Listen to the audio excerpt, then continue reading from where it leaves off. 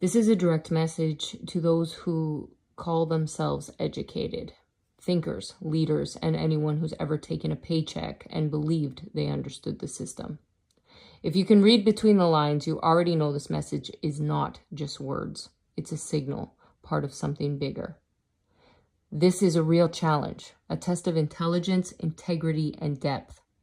Because while the surface world, the so-called 3D world, has its place without characters and morals, it all collapses. The world is on a stage right now, a kind of World Series of consciousness.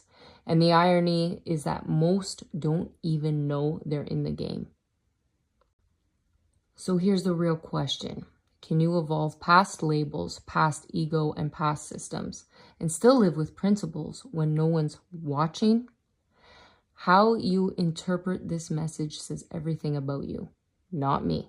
I'm just a messenger. And as for who I work for, well, I guess that's for you to figure out. I started teaching myself business and learning about business, I'd say probably grade 2 or 3, when I went around the school taking pictures of everything and then going to my dad, making him print the paper.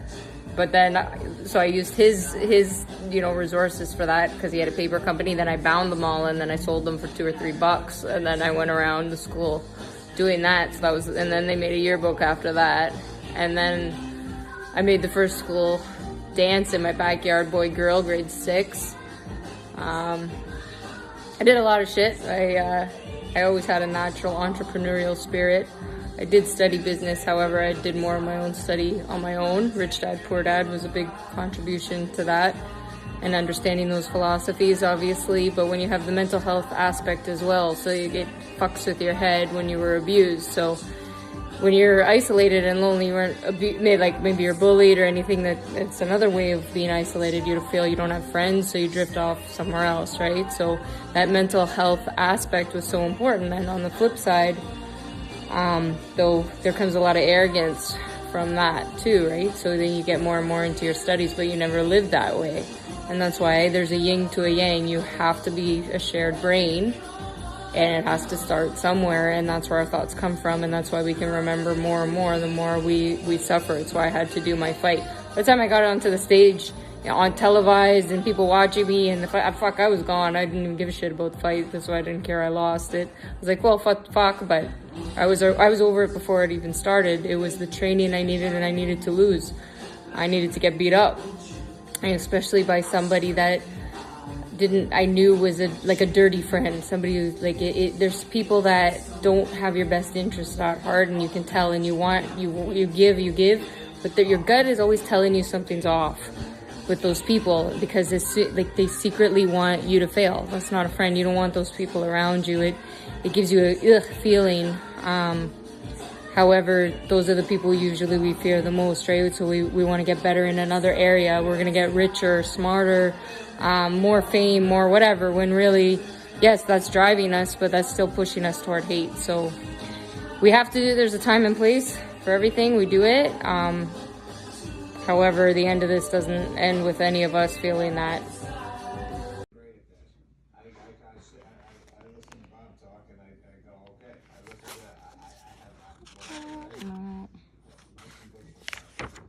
Hi, Chester.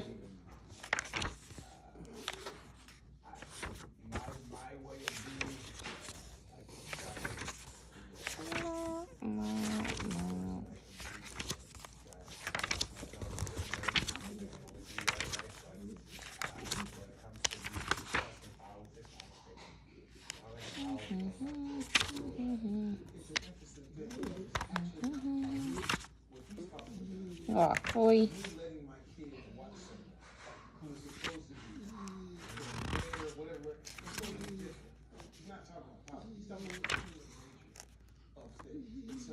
We should all have an opportunity to say, I got kids, so I got to tell my kids, I say, hey, listen, this is not the way things are supposed to be when it comes to the human nature of it.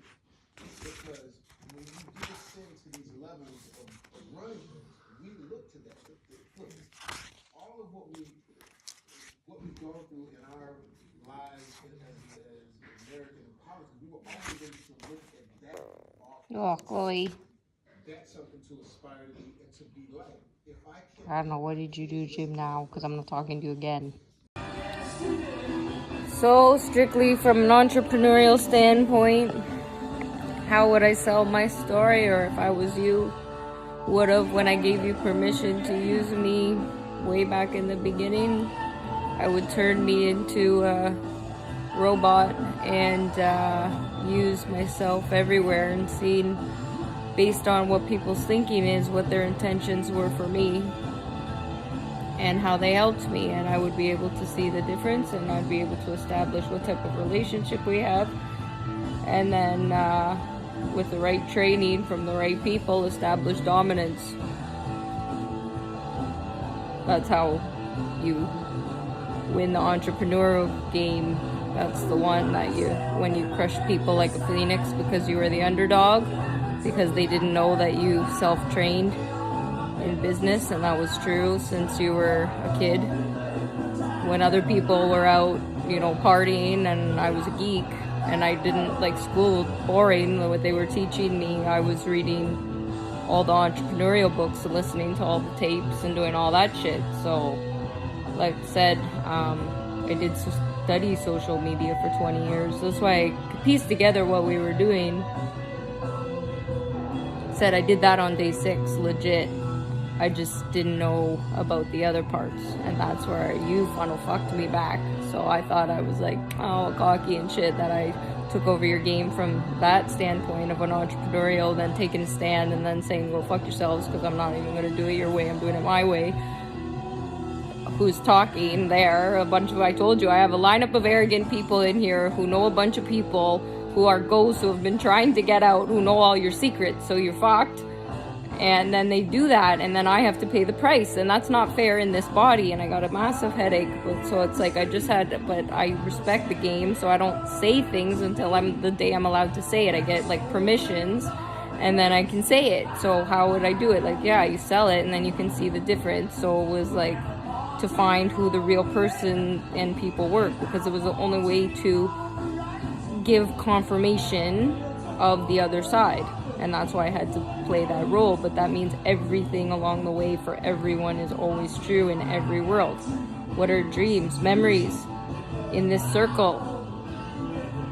And everybody's just needed confirmation in the fucking game. So I just gave that to them. But I'm never going to give you 100% confirmation until, that's what I said, like, it depends where, that's the game. And that's why the person who has the most knowledge wins the game, and the person who controls the media wins the game. But you have to have the media on your side, and how do you get your media on your side is you have to break away. You can't have a job, because you know why now. That doesn't make sense, but that's not how it works, because we were poor. We were always poor. We just traded shit back and forth. It was always a game. That's the game, is trading shit. So that's how you master being an entrepreneur. That's why entrepreneurs don't get paid. That's the game. That's the secret. That's the MLM secret. That's the network marketing secret. And it's who's going to get to the top of the pyramid first. And because you guys were all in it so much, so deep, you needed somebody on the other side to prove all of your theories and your confirmations. And then, like I said, you just bid on shit. That's what I would do. And then you bid on it, and then see where it goes, and where people's intentions lie. And then I see who's making money, and I give them permission to use me for profits, because I said I would act for free anyways, which makes me a robot, because you're controlling it. But it's fine, because if you're controlled by the right people, then you're a slave, but you're at least a slave that you choose to be a slave to. So that's how psychological abuse works. If you can break free from the people that are mind fucking you the wrong way, you just get into another game of mind fucking, but at least you get to laugh. And if you're not laughing, then you're not having fun anyway, and you're in the wrong game. That's why every single person got knocked back down to Smeagol. Everyone, you all got knocked back down to Smeagol, because Stan always had a plan, and he always makes his cameo appearances at the right time.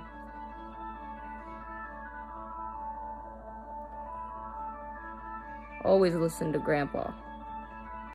We were just talking about inventory, and I said I was doing inventory this morning, right? That's why I needed to know the human population, men to women, and whatever else. But because we were doing something, but Margot's not letting me talk to Jim mainly because it was her who said she didn't like the shit ring, and she said that that's unacceptable, so she said, no, break it off. Welcome to the Elegantly Outrageous Personal Development Institute. Meet our first elegantly outrageous avatar, Candace.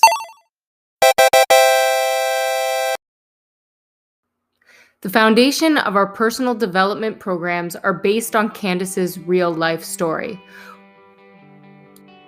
When the Elegantly Outrageous Personal Development Institute expanded, it turned into a game, one that was created to help you find the best possible version of yourself. So pay attention to the clues, because everything is there for a reason and nothing you see ever is a coincidence. Are you truly comfortable, confident, and happy in your own skin? Then why do you feel you should disguise your own inner contentment? The Elegantly Outrageous programs are designed to help you overcome life's paradox. Understanding what it means to love yourself is the key to resolving conflict, especially your own inner conflict, which we are all struggling with in so many areas. The Elegantly Outrageous programs are playfully hidden in plain sight to help you pay attention to your next clue for personal development. How can you become the best possible version of yourself? Play the game.